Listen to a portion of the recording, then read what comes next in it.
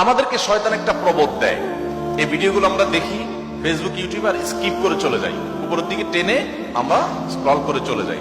শয়তান আমাদেরকে বলে তোমার কি করার আছে, তুমি একটা সামান্য, একে তো বাংলাদেশ মতো একটা ছোট্ট দুর্বল দেশ, আবার সে দেশের একজন অতি সাধারণ একজন নাগরিক, একজন নগণ্য মানুষ, তুমি এই আন্তর্জাতিক সমস্যার সমাধান করার মতো ক্ষমতা তো তোমার হাতে নাই, তোমার কি করার আছে? সো তুমি একটু আল্লাহর কাছে দোয়া করো, বাস। আমি একটু দোয়া করে ওটাকে স্কিপ করে আর একটা ঝাঁকানাকা কোনো ভিডিওতে আমি ডুবে যাচ্ছি। এই না আমাদের অবস্থা? আসলে কি তাই? আমি তো তা মনে করি না। এটা শয়তান আপনাকে মিথ্যা কথা বলে, আপনাকে মিথ্যা সান্ত্বনা দেয়। শয়তান বলে তোমার কিচ্ছু করার নেই। কি বলেছে? আপনার কিছু করার নেই। আপনার যে কত কিছু করার আছে সেটা আপনি নিজেও ভাবেন নাই। আল্লাহ তাআলা আপনাকে জিজ্ঞাসা করবেন না তুমি সেখানে সামরিক শক্তি কেন পাঠাও না, কারণ সামরিক শক্তি আপনার হাতে নাই। আল্লাহ আপনাকে এটা জিজ্ঞেস করবেন না। আল্লাহ আপনাকে বলবেন না তুমি মানবিক সহায়তা নিয়ে শত শত হাজার হাজার টন কেন খাবার পাঠাও নাই সেখানে, কারণ এই ক্ষমতা আপনার হাতে নাই। আল্লাহ এটা জিজ্ঞেস করবেন না। আল্লাহ জিজ্ঞাসা করবেন তোমার হাতে একটা ইহুদি পণ্য তোমার বাসায়, তোমার টয়লেটে, তোমার বেডরুমে, তোমার প্রত্যেকটা জায়গা, কখনো সাবানের নামে, কখনো শ্যাম্পুর নামে, কখনো লোশনের নামে, কখনো চকলেটের নামে, কখনো ড্রিঙ্কসের নামে, কখনো রেস্টুরেন্টের ফাস্টফুডের নামে, তোমার বাসার প্রতিটা কক্ষে কক্ষে, প্রতিটা টয়লেটে তাদের পণ্যগুলো শোভা পেয়েছে। এই পণ্য বেচা টাকা দিয়ে তারা বোমা হামলা করে মানুষ মেরেছে।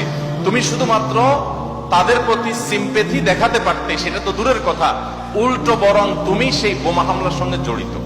তুমি জেনে হোক আর না জেনে হোক, তুমি বুঝে হোক আর না বুঝে হোক, তুমি কিন্তু সেই বোমা হামলার সাথে জড়িত।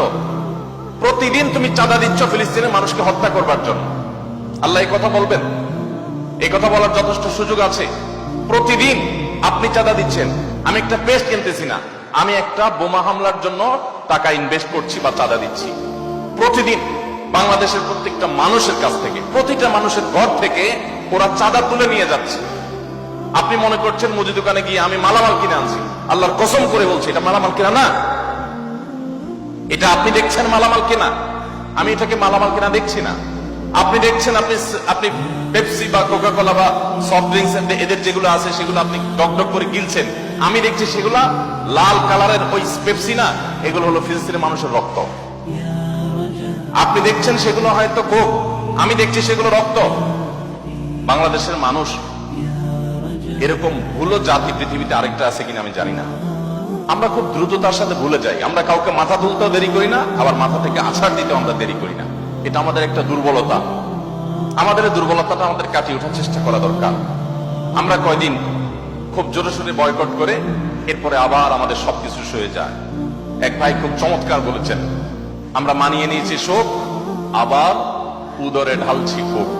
আপনি নামাজ পড়তেছেন, আপনি সিজদা করতেছেন, আপনি অনেক কিছু করতেছেন, দিন শেষে আপনি মুসলমানদের হত্যার সঙ্গে জড়িত।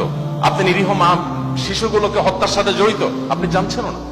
আমরা মুসলমানরা যদি শুধুমাত্র তাদের পণ্যগুলো বয়কটটা যদি যথাযথভাবে করতে পারি, তাহলে তারা অন্তত 50% এমনিতেই সাইজ হয়ে যাবে। আমি তো মনে করি যে এই প্রেক্ষাপটে, এই বাস্তবতায়, ফিলিস্তিনের এই বাস্তবতা অন্তত আপনারা যদি প্রত্যেকে আন্তরিক হন এবং সচেষ্ট হন, তাহলে সেক্ষেত্রে আপনারা বাণিজ্যিক ভাবেও লাভবান হতে পারেন, কিন্তু সেটা মূল উদ্দেশ্য থাকবে না। আপনারা মূলত দিনই চেতনা থেকে এই কাজটি করবেন। আল্লাহ তাআলা আমাদের সবাইকে আমাদের যে দায়িত্বটুকু আছে সেই দায়িত্বটুকু আদায় করার তৌফিক দান করেন।